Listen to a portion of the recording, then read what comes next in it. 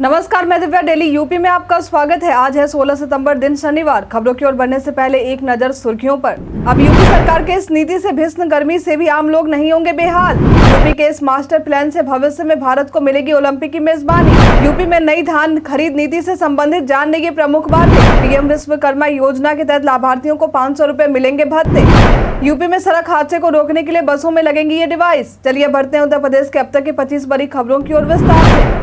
IDBI bank में junior assistant manager के पदों पर निकली भर्ती। बैंक में नौकरी तलाश कर रहे लोगों के लिए आईडीबीआई बैंक एक बेहतर जॉब ऑफर लेकर आया है। दरअसल बैंक द्वारा जूनियर असिस्टेंट मैनेजर के कुल 600 पदों पर भर्ती निकली है।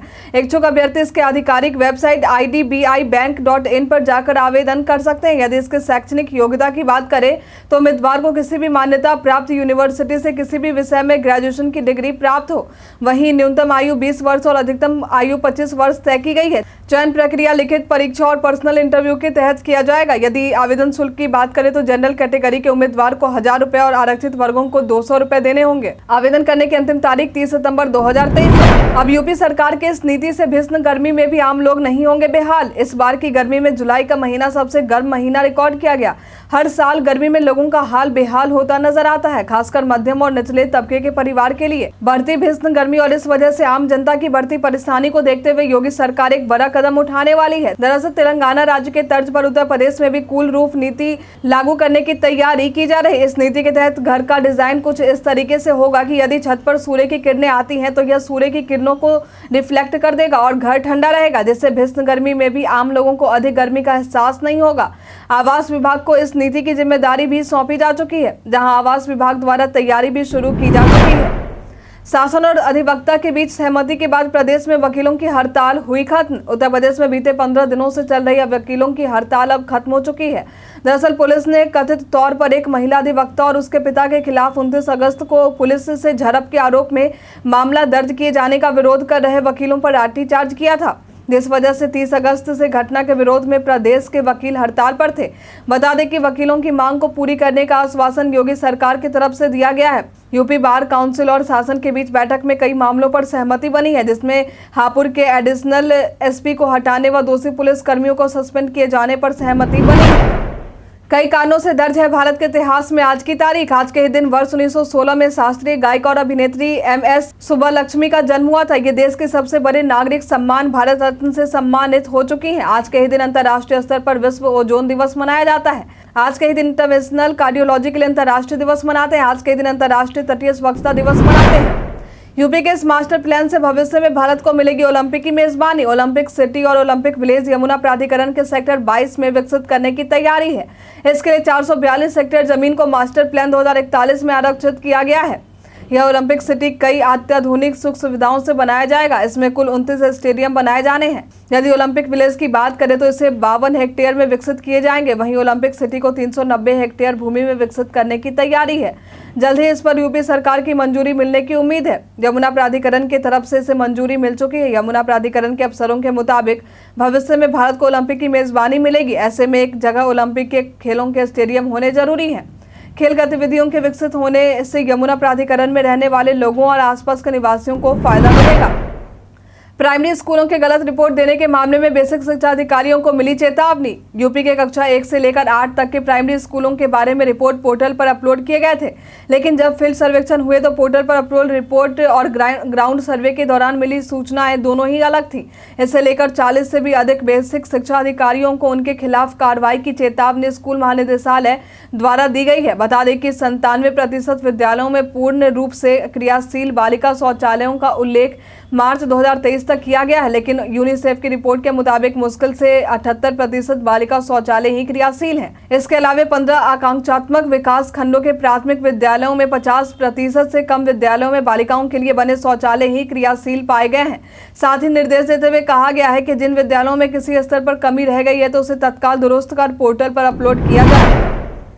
रामलला प्राण प्रतिष्ठा में आने वाले श्रद्धालुओं के लिए मुफ्त भोजन की रहेगी व्यवस्था। अयोध्या में राम जन्मभूमि पर हो रहे राम मंदिर का निर्माण कार्य काफी तेजी से चल रहा है। यहाँ की सुरक्षा व्यवस्था को लेकर 77 करोड़ का प्रस्ताव उपकरणों की खरीद के लिए लाया गया था। प्रस्ताव को मंजूरी मिलते ही शासन द्वारा निर्धारित की गई एजेंसियों द्वारा उपकरणों को खरीदा गया। फिलहाल इसके इंस्टॉलेशन की प्रक्रिया की जा रही है। एसपी सिटी मधुबन सिंह द्वारा बताया गया है कि जन्मभूमि पथ पर फर्श की खुदाई, भूमिगत लाइन विस्तार का काम शुरू हो गया है। वहीं प्राण प्रतिष्ठा का आयोजन ठंड के मौसम में किया जाएगा। इसके लिए आने वाले श्रद्धालुओं को ठंड से बचाने के लिए टेंट सिटी का निर्माण भी करवाया जाना है। साथ ही जो भी श्रद्धालु दर्शन के लिए आएंगे उनके लिए निःशुल्क भोजन की व्यवस्था भी करवाई जाने की तैयारी है। मथुरा थाना हाईवे के अंतर्गत आने वाले इस सड़क पर भारी वाहन रहेंगे प्रतिबंधित। मथुरा थाना हाईवे के अंतर्गत नरहौली पुल पर रेलवे लाइन पर आरसीसी बॉक्स पुशिंग का काम चल रहा है, जिस वजह से 19 सितंबर तक रात 9 बजे से लेकर सुबह के 6 बजे तक भारी वाहनों का आवागमन प्रतिबंधित रहेगा। जो भारी वाहन आगरा दिल्ली होकर गुजरने वाले हैं उन्हें इस दौरान रूट डाइवर्जन कर निकाला जाएगा। जो भी भारी गाड़ियां दिल्ली हरियाणा की तरफ से आती हैं वे सभी छाता शेरगढ़ तिराहे से नौझील कट से एक्सप्रेसवे होते हुए आगरा की तरफ जाएंगे। वहीं इसके अलावा और भी कई यातायात व्यवस्था दुरुस्त करने के लिए रूट डाइवर्जन किए गए। मदरसा में विद्यार्थियों को आधुनिक और विज्ञान की शिक्षा देकर मुख्य धारा से जोड़ने की होगी कोशिश। मदरसा मान्यता नियमावली में संशोधन को लेकर अल्पसंख्यक कल्याण, मुस्लिम वक्फ एवं हज मंत्री धर्मपाल सिंह का बयान सामने आया है। उन्होंने कहा है कि मदरसा छात्र छात्राओं को दीनी तालीम के साथ ही आधुनिक और विज्ञान की शिक्षा देकर मुख्य धारा से जोड़ा जाएगा। इसके लिए उत्तर प्रदेश अशासकीय अरबी फारसी मदरसा मान्यता प्रशासन और सेवा नियमावली 2016 में संशोधन किया जाएगा। बता दें कि उन्होंने ये बातें अभी हाल में विधान भवन स्थित कार्यालय में प्रधानमंत्री जन विकास कार्यक्रम के कामों की भौतिक व वित्तीय प्रगति और मदरसा शिक्षा की समीक्षा बैठक के दौरान कही। उन्होंने इस दौरान कहा कि मदरसों में व्यावसायिक शिक्षा व कंप्यूटर की शिक्षा को प्रभावी ढंग से लागू किया जाए। उत्तर प्रदेश पहचान में आज हम बात करेंगे आशीर्वादी लाल श्रीवास्तव के बारे में। ये पेशे से एक भारतीय इतिहासकार थे। इनका जन्म आज के ही दिन वर्ष 1899 में उत्तर प्रदेश के लखनऊ में हुआ था। ये अपने विशेषज्ञता प्रारंभिक, मध्यकालीन और आधुनिक इतिहास में रखते थे। इन्होंने हिंदी, अंग्रेजी के अलावा फारसी, अदालत और राजनयिकों की भाषा व उर्दू में भी महारत हासिल की है, जबकि संस्कृत, मराठी और राजस्थानी का व्यवहारिक ज्ञान प्राप्त किया। इन्होंने मध्यकालीन भारतीय इतिहास में अपने शोध के लिए एशियाटिक सोसाइटी कलकत्ता के सर जादूनाथ सरकार गोल्ड मेडल भी प्राप्त किए। इसके अलावा ये इंसाइक्लोपीडिया ब्रिटानिका और कलकत्ता और पूना के बंगाली और मराठी विश्वकोश में योगदान करता थे। साथ ही 2 शोध पत्रिकाओं Agra college journal of history और Uttara Bharati journal of research के क्रमशः संस्थापक और मुख्य संपादक भी रहे। इन्होंने कई पुस्तकें लिखी जिनमें अवध के प्रथम 2 नवाब, दिल्ली सल्तनत, मुगल कालीन भारत का इतिहास आदि शामिल है। 12 जुलाई वर्ष 1973 में ये हमें अलविदा कहते हैं। फार्मा व चिकित्सा उपकरण पार्क और नई इकाई लगाने वालों को योगी सरकार का तोहफा। फार्मा व चिकित्सा उपकरण पार्क और नई इकाई लगाने वालों को योगी सरकार उत्तर प्रदेश फार्मास्यूटिकल्स एवं चिकित्सा उपकरण उद्योग नीति 2023 के तहत स्टाम्प शुल्क में अब छूट देने का प्रावधान करेगी। इस संबंध में प्रमुख सचिव स्टाम्प एवं रजिस्ट्रेशन लीना जौहरी द्वारा शासनादेश भी जारी किए जा चुके हैं। निवेशकों को भूमि खरीद पर 100% की छूट नई फार्मा एवं चिकित्सा उपकरण पार्क की स्थापना के लिए दिए जाएंगे। व्यक्तिगत खरीदारों द्वारा भूखंड की पहली खरीद पर फार्मा एवं चिकित्सा उपकरण पार्क में 50% तक के छूट दिए जाएंगे। यूपी में नई धान खरीद नीति से संबंधित जान लेंगे प्रमुख बातें। किसान उत्पादक संगठन व किसान उत्पादक कंपनी को भी नई धान खरीद नीति के तहत अनुमति दी जा चुकी है। बता दें कि मंडी परिषद के जरिए यह खरीद किया जाएगा। नई धान खरीद नीति से संबंधित 32 पेज का शासनादेश खाद्य एवं रसद विभाग की तरफ से जारी किया गया है, जहां ब्लैक लिस्टेड एफपीओ को धान खरीद की अनुमति नहीं दी जाएगी। साथ ही जो कर्मचारी पिछले बार गड़बड़ी में दोषी पाए गए थे उन्हें किसी भी खरीद में शामिल नहीं किया जाएगा। साथ ही इस बात का ध्यान भी रखा जाएगा कि 60 क्विंटल या उससे कम उपज वाले धान किसानों से खरीद पूरी की जा सके। साथ ही गीले या गंदे धान को स्वीकार नहीं किया जाएगा। क्रय केंद्रों पर इसे सुखाने का मौका भी दिया जाएगा। पीएम विश्वकर्मा योजना के तहत लाभार्थियों को 500 रुपए मिलेंगे भत्ते। यूपी सरकार एक नई योजना लागू करने जा रही। इस योजना की शुरुआत विश्वकर्मा जयंती के दिन से किए जाएंगे, जहां पीएम विश्वकर्मा योजना के तहत लाभार्थियों को 500 रुपए भत्ते के रूप में दिए जाएंगे। बता दें कि इस योजना में 18 ट्रेड के कारीगरों को जोड़ते हुए प्रशिक्षण देकर उनके हुनर को और निखारा जाएगा। इसकी जिम्मेदारी नगर विकास विभाग को सौंपी गई है। मास्टर ट्रेनर्स के माध्यम से कौशल विकास मिशन के तहत प्रशिक्षण देने का काम किया जाएगा, जहां बढ़ई, नाव व शस्त्र बनाने वाले, लोहार, हथौड़े व टूल किट, ताला बनाने वाले, सुनार, कुम्हार, मूर्तिकार, स्टोन ब्रेकर, मोची, राजमिस्त्री, टोकरी, चटाई व झाड़ू बुनकर, पारंपरिक खिलौने बनाने वाले, नाई, माली, धोबी, दर्जी व मछली जाल बनाने वालों को प्रशिक्षण दिया जाएगा। बता दें कि इस योजना के अनुसार 30 लाख को प्रारंभिक और 3 लाख को एडवांस प्रशिक्षण देने का लक्ष्य निर्धारित किया गया है। उत्तर प्रदेश के मौसम का मिजाज। चलिए अब जानते हैं उत्तर प्रदेश के मौसम के मिजाज के बारे में। मौसम विभाग के अनुसार पूरे प्रदेश में कुछ स्थानों पर बारिश या गरज के साथ बौछारें पड़ने की संभावना है। वहीं मौसम विभाग द्वारा चेतावनी देते हुए बताया गया है कि पूर्वी उत्तर प्रदेश में 1 या 2 स्थानों पर मेघ गर्जन के साथ आकाशीय चमक होने की संभावना है।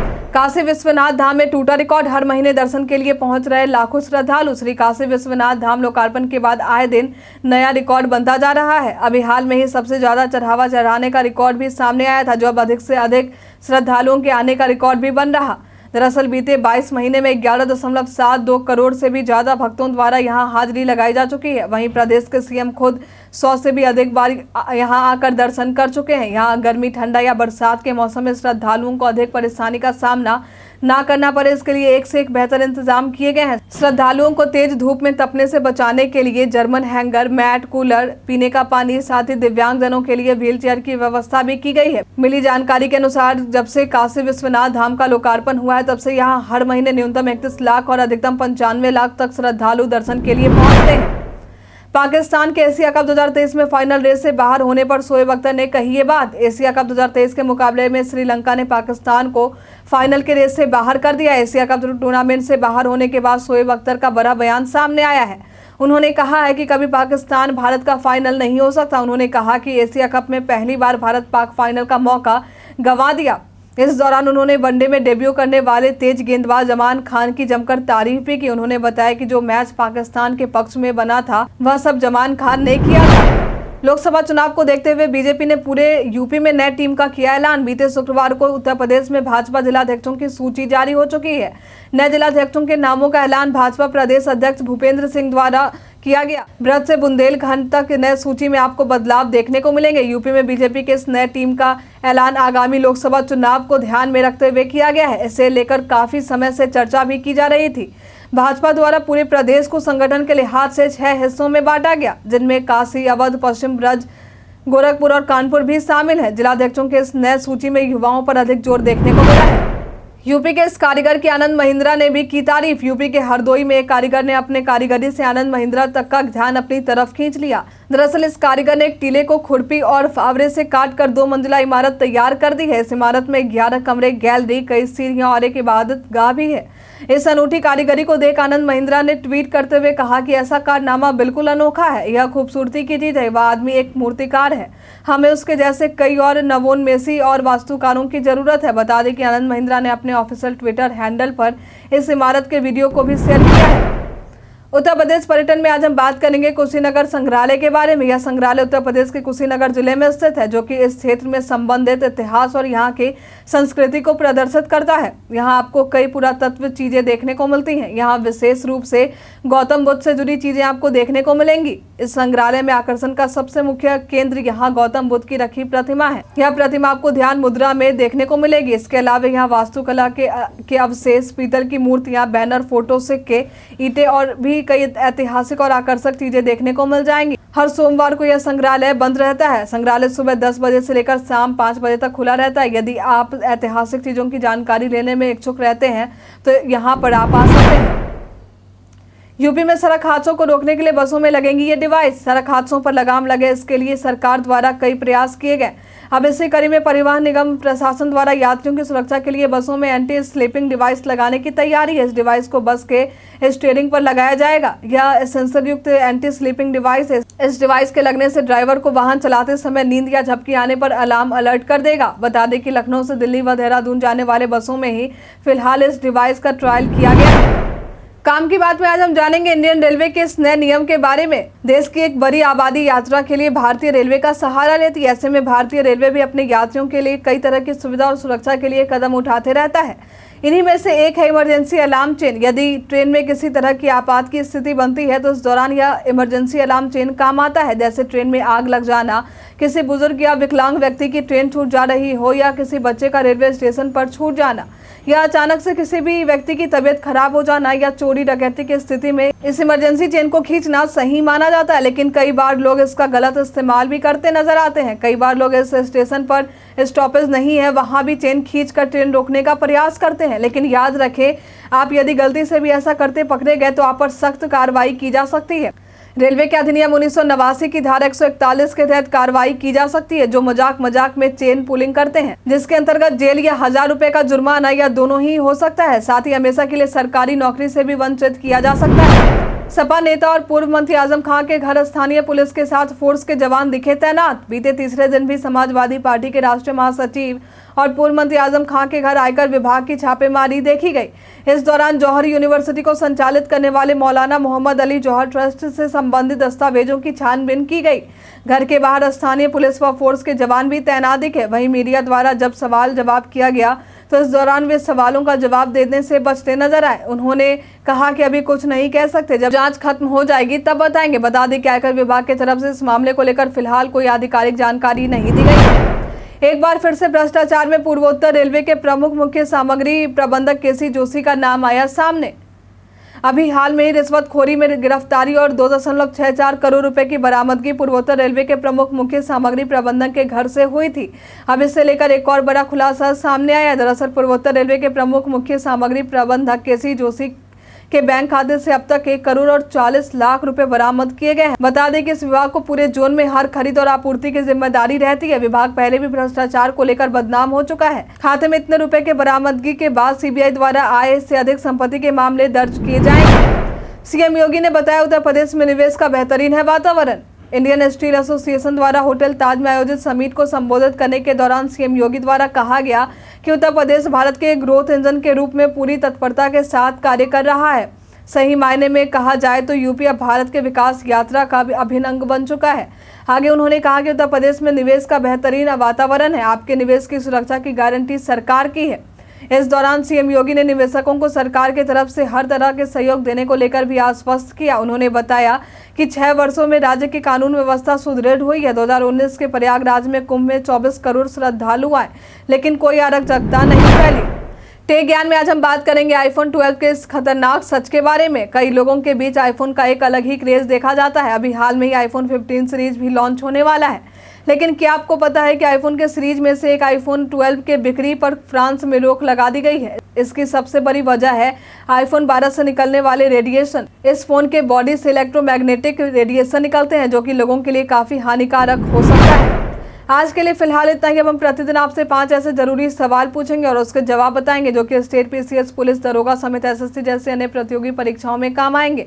सवाल इतिहास, यूपी स्पेशल, विज्ञान, करंट अफेयर्स और भूगोल से रहेंगे। तो हमारा पहला सवाल है, हाल ही में भारत ने संवादात्मक भुगतान के लिए क्या लॉन्च किया? ऑप्शन ए है हेलो यूपीआई, ऑप्शन बी है हेलो पेटीएम, ऑप्शन सी है हेलो फोन पे, ऑप्शन डी है उपयुक्त सभी। इसका सही उत्तर है हेलो यूपीआई। हाल ही में किस देश में इंटरनेशनल ओलंपियाड फॉर इंफोमेट्रिक्स का आयोजन किया गया है?